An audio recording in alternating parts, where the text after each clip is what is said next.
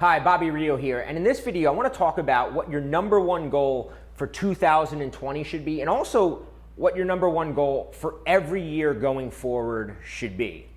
Now, the reason I decided to create this video was because I was doing a coaching session recently with one of my clients, Calvin.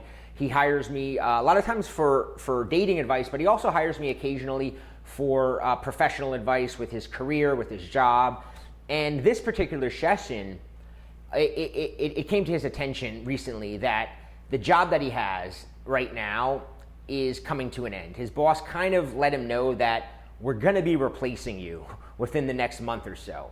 And of course, this has him panicking because he's built up a nice life for himself. He's got a very easy job. He's 10 years out of college. He's not working at a job that he went to school for, but he enjoys it. It's simple. He's got a brand new girlfriend that he's in love with, that he's been talking about traveling with. She is a high maintenance woman, so the thought of being broke and penny pinching and all that is terrifying for him, as it is to a lot of guys who try to go out and be in a relationship and don't have the money to live the lifestyle that you want to be living. So the reason that I'm writing this video and talking about your number one goal is because as I talked to Calvin, what I realized was that his mindset was completely different than it should be in the year 2020. As we talked, he started saying things like, well, maybe I can be an Uber driver, or maybe I can go back and go to bartending school and become a bartender. Meanwhile, he's in about $40,000, $50,000 of student loan debt, and he's talking about driving Ubers. And it made me realize something that I discovered probably about 15, 20 years ago, and I've really done everything to create my life around this idea. And what I believe your number one goal should be, like I said, for 2020 and also every year going forward, is to begin creating multiple streams of income. See, the issue that Calvin is having right now is that he's got this life that he's living, and it is entirely reliant on one stream of income, which is his current job. So when his job goes away, he no longer has any streams of income, which means his world comes crashing down. But not only does it mean that his world comes crashing down if he loses the job, it also means that he's tied to this job for the rest of his life. It means that it's very unlikely he will ever become rich because he's working at a job that has a limited ceiling. And most people don't realize this. Most of us that are at these kind of jobs, we push that out of our head. We have this dream of, oh, we're gonna get rich one day, but we're not in a place that has that possibility. And you have to be honest with yourself when you're at a job is, what is the ceiling at this job? And even if I leave this job to go to another company, where's the ceiling there? I think a lot of people, they daydream about being rich one day, but they believe that an event is going to take place, like they're going to win the lottery, they're going to get an inheritance, or they're going to stumble into something. So as I'm talking to Calvin, I started explaining this to him, and I want to explain it to you, that everybody needs to create multiple streams of income. So what is a stream of income? Well, let's talk about the variety of streams of income that people have, okay? So one stream of income is obviously your job. And a lot of people think that, when I was talking to Calvin and I started explaining some of this stuff, he said to me, well, some of this sounds pretty risky. And I go, no, relying on your job as your only source of income and your lifestyle is risky, because if that job goes away, and trust me, we are at a point now where nearly every job is in danger of being automated. Artificial intelligence is rapidly increasing. People in every field, the jobs are just disappearing. Now, it may not happen tomorrow, but if you think 10 years out, chances are it will happen. And if you're relying on one job, things get very, very scary. So other than a job, what are some other streams of income? Well, you have freelance. And this was one of the first things that I recommended to Calvin. I said, well, why not freelance? What skills do you have? At this age and time, freelancing has never been easier. You don't have to be in the yellow pages and have somebody find you.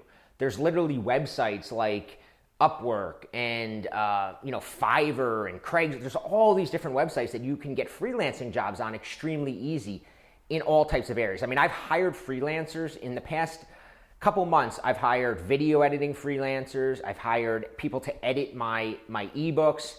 I've hired voiceover actors.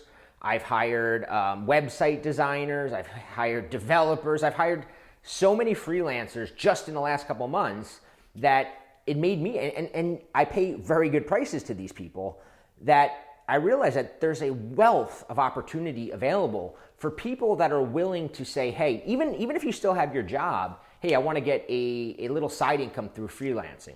The next rung up, though, is consulting. And consulting is, maybe you're good at something. For instance, I am, in a way, a dating consultant. People hire me to give them dating advice. Well, there's people out there who need pretty much all kinds of consulting, whether it's business consulting, whether it's fitness consulting, and it's never been easier to get in touch with these people and charge them money for your expertise. Even if you have a job right now and you're really good at it and you know a lot of things, there's probably a small business out there who might pay you to come on and consult them if they're just getting started in a field that you know a lot about. So what are some other streams of income, right? Let's go, and we're starting here, and we're going to go more and more away from this. So the next one is content. So this video here that I'm creating is not only from the kindness of my heart to teach a lesson, but it is also a stream of income. My videos on YouTube right now make anywhere from $500 to $1,000 a day, and that's just one stream of income. Content can be a book. I have books. That's another stream of income. Content could be a website. It could be an app. It could be anything that you create and it sells over and over again. It is a stream of income. Another stream of income is a product. So right now I have a product that I sell on Amazon.com. It's a dietary supplement, and I put very little effort into it on a day-to-day basis, but it earns over 6 figures a year. So a product is another stream of income. Then you get down to things like rental income. And that's a lot of people know about this with real estate, where you buy a house, you rent it out, you make income. Nowadays, with things like Airbnb, you have the potential that you don't even have to buy a house. You can rent a room in the apartment you're renting and earn some side income that way. You can also rent out things like, I have friends that buy expensive cars and then they rent them out.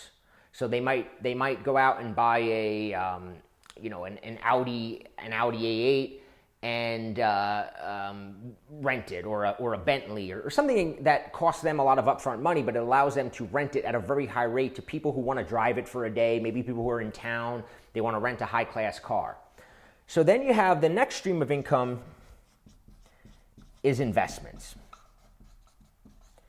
And unfortunately, most people, the only income streams they have are jobs and investments. But the problem with that is that you can't really use your investment income from stocks and bonds, because if you're using that income, it's never going to grow. You're never going to be able to retire. And most people, the only reason they have investments is in their retirement fund, which is a big mistake, but that's the reality. Most people have a job and they have their investments.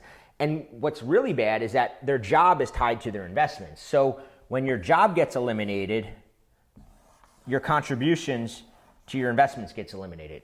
Maybe you don't lose all your investments, but you stop contributing it because you no longer have a job that's putting it into your 401k.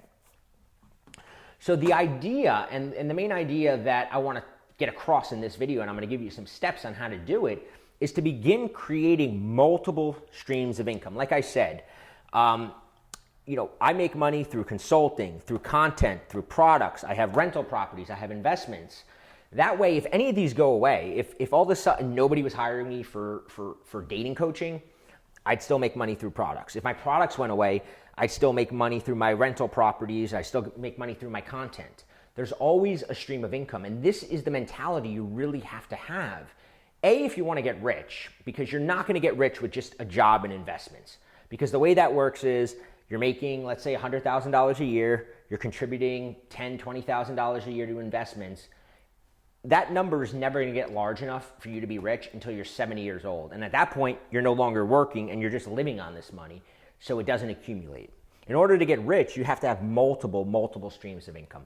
But not only just to get rich, also to protect yourself from situations where you lose your job and now all of a sudden you have this great life that you built for yourself and poof, it's gone. So let's talk now about 5 steps for multiple streams of income, right? So how do you grow streams of income? What are the steps you got to take? Let's talk about that. So, step number 1 is a mindset and execution step. And the step is to switch from a consumer to a producer. What do I mean by that? Well, right now, with this video, you are consuming this video. I am producing it. I will make money from this video. You will consume it. I have a supplement that like I said, I sell on Amazon.com. Somebody will buy it. They are consuming it. I'm producing it and selling it. So in this day and age, it's never been easier to be a producer. 20 years ago, it might have been hard. 30 years ago, even harder. Because if you wanted to produce something, like a video like this, for instance, the only way somebody was going to watch it would be on TV, which means you'd have to buy airtime on television. You'd have to, maybe put it on a video cassette, or a video VHS video, and hope that Blockbuster Video or some local video store might sell it. But now you have things like YouTube. You have things like Instagram. You have websites. You have literally every type of place out there that allows you to switch from being a consumer to a producer very, very easily. And the information is out there. So 30 years ago, if I wanted to start a supplement business like I started recently, it was very hard to figure out how to do it. Because unless you know somebody already doing it, back then it was like, well, where do you find this information out? Nowadays, you can go on YouTube and Google and any of these places and very easily find out how to do this. But it's a mindset shift that you have to start with. You have to start thinking, well, every day that I go on the internet, I'm consuming. How can I begin producing? Because the more you produce, the more money you make. So every day, my production includes things like creating videos, writing newsletters that I send out to an email list of a few 100,000 people. It includes creating new products. It includes things like bringing new supplements to Amazon, things like that. That's all producing, and producing is where you make money. Most people, unfortunately, they have their job and then they consume. So their job is solely a means to consume, right? You have your job and it just pays for your consumption. I look at it like my job pays for my production, right? So with my job, which now is, let's say, a dating coach, I use that money to create things. I use that money to funnel into, for instance, a supplement, right? A supplement to get that off the ground costs, let's say, $10,000. Well, the income that I got from my main business allowed me to produce even more. And that's how your mindset should be, is how can I switch from a consumer to a producer? Now, the next mindset is to increase your FI. FI is your financial intelligence, because if you don't have your financial intelligence down, all this other stuff will go over your head, you won't get it, and it won't really make too much of an impact in your life. Now, I know this because I have friends that they have good jobs, they make pretty good money, but they have very little financial intelligence. And a lot of times what will happen is, because they know that I own real estate, for instance, I had a friend recently who calls me up and he's like, there's this 2-family house that just came on the market. It's a really nice house. It doesn't need a lot of work. It's a good neighborhood. I'm thinking about buying it. And I said to him, well, what's the cap rate on it? What's the ROI? And he looked at me like, what are you talking, cap rate? What is a cap rate? And what I realize is that he has no clue if this is a good investment because he doesn't have financial intelligence. He doesn't know how to look at an investment and say, the return on investment is this, the cap rate is this, the market conditions, because if you're not paying attention to things like cap rate, chances are you're not paying attention to market trends and conditions. You're not doing any of that. So you're really flying blind. I always say that if you don't have financial intelligence, it's kind of like you're in a world where everybody's speaking Chinese and you don't speak Chinese. So when you go to talk to a real estate broker and they're telling you things, you have no clue what they're saying. So if you want to start buying properties, the first thing you have to do is increase your financial intelligence. Recently I was talking to another friend of mine, pretty successful, and we're talking about what, he's telling me about his 401k, and I said, well, right now I'm moving a lot of my money into things like gold and treasuries. And he said, what are treasuries? What do you mean? And he had no clue the concept that why you would own gold or why you would own treasuries, right? There's certain times in certain market periods where you want to move your money from one type of investment to another. This all comes from financial intelligence. So if you want to create more income streams, and a lot of people hear this, they go, I want to create a new income stream. The first thing they think of is I'm going to go out and buy a rental property. Well, if you don't have financial intelligence, chances are you're going to buy a rental property and you're going to blow it. Now, one of the big mistakes people make with rental properties is that they don't even realize that in order for a rental property to be an investment, it actually has to have cash flow. If not, it's a speculation. Most people buy something, they don't really make money on it because they think it's going to go up in value at some point, or they think they're making $100 a month on it, but they don't realize that after all the expenses that they're paying and all that sort of stuff, they're actually losing money every month. This comes from lack of financial intelligence. So this year, you should make a goal for yourself, in addition to switching from consumer to producer, also to increase your financial intelligence. Now, the next thing that you want to get good at is executing ideas. So similar to this being the greatest time in the world to be a producer because you have the ability to produce things very cheaply because of the internet, it's also the greatest time to implement ideas, because if you have an idea, it's easy to get that idea and test it out very, very simply. I'll give you an example. So I had a friend recently who he wanted to create a product he was a personal trainer, and he had this new idea for something, and he goes, I really want to turn this into a business. Can you help me out? And I said, well, first you want to find out if the idea is any good.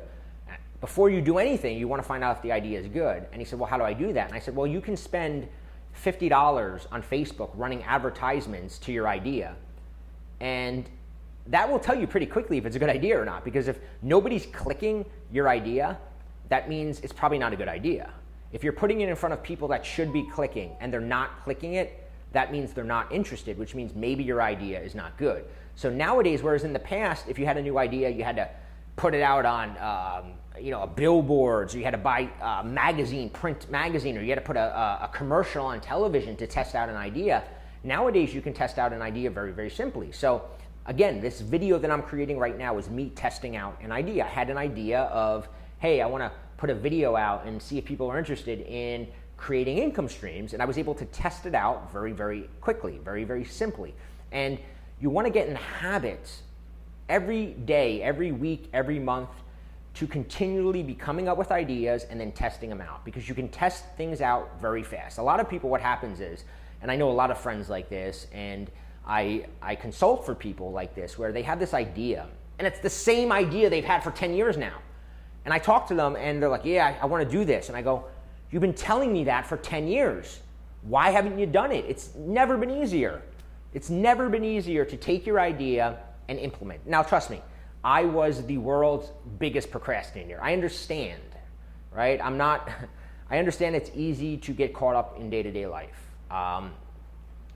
But if you want to get out of the monotony of a job that you don't really like, or the fear that you might lose that job, or you just want to increase your standard of living and you want to be able to buy things and you want to be able to live a little bit better, you've got to realize that in order to do that, you have to actually implement. You can't just sit around and think, right? Again, as much as I might have told my friend, hey, that wasn't a good investment, at least he was moving forward. I have so many other friends who are like, yeah, I want to own rental property, but they never even go out and look at properties. How are you going to actually buy a property if you don't spend every Sunday or every Saturday driving around with a realtor and looking at different investments? That's the difference between people who make it and people who don't, is executing ideas. So the next one that you want to have on this list is always be building. What do I mean by always be building? What I mean by that is, see, the issue with a job is that when that job goes away, it's kind of like your house of cards crumbles. You don't have anything. Your boss cuts you off, your company cuts you off, and all of a sudden you have to start over again because you didn't build anything. Now, in some cases, if maybe you're a salesman and you build a client base, okay, now you have some stability because you have clients that might follow you to your next job.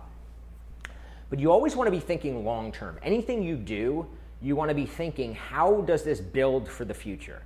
So I'll give you an example.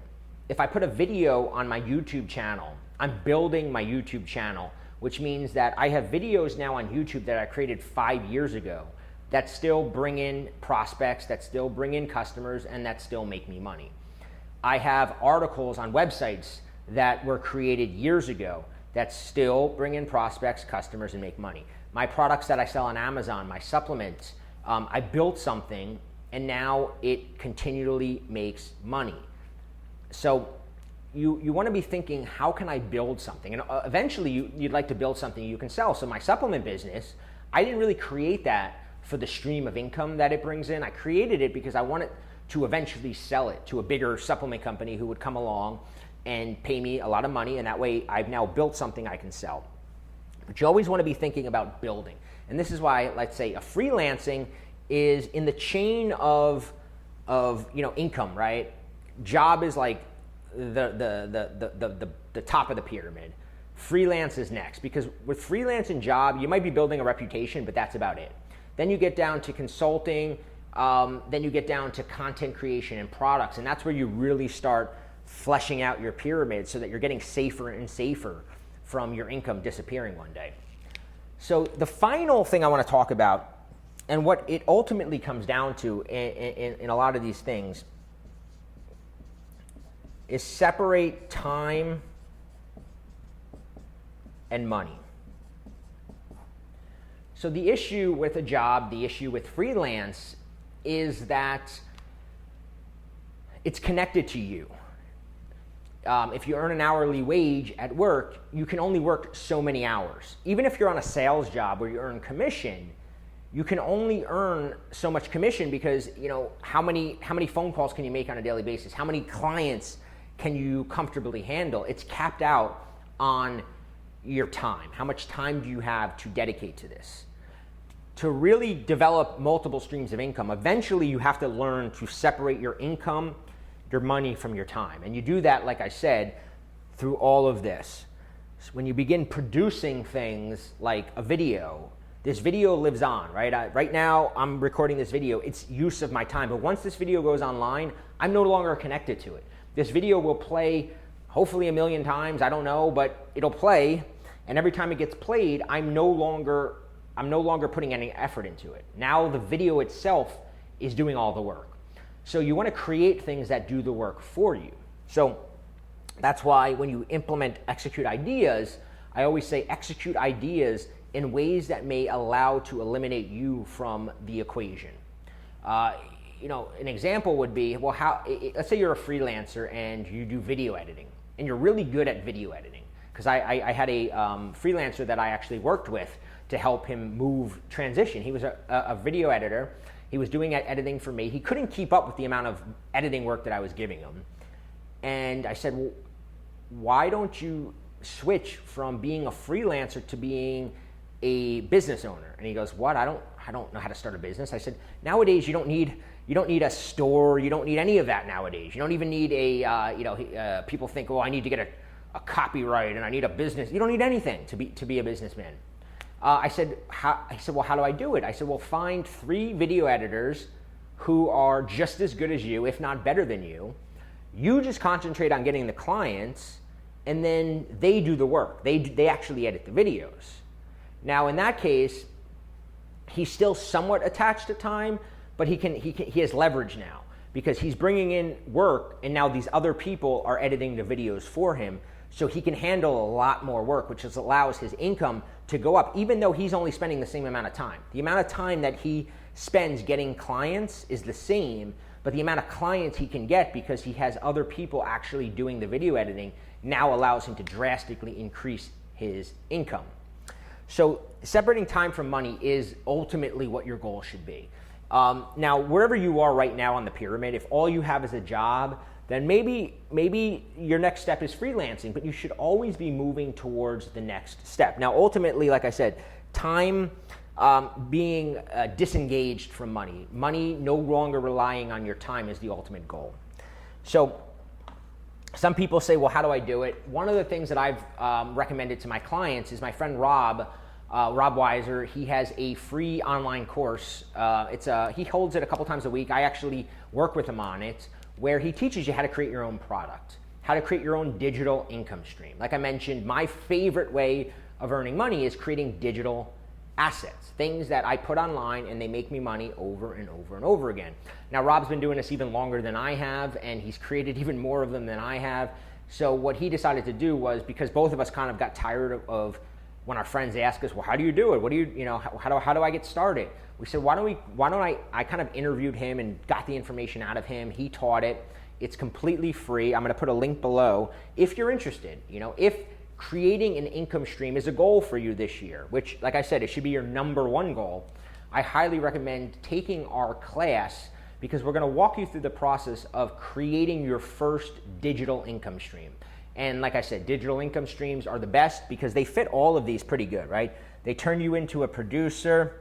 They don't necessarily increase your financial intelligence, but when you start making money, it kind of forces you to increase your financial intelligence. Listen, I was a 30-year-old college graduate, and I had no clue. I didn't even know what a bond was. I had no money in the stock market, but when my income started going up, and up, I needed to learn about financial stuff because I needed to be able to invest wisely.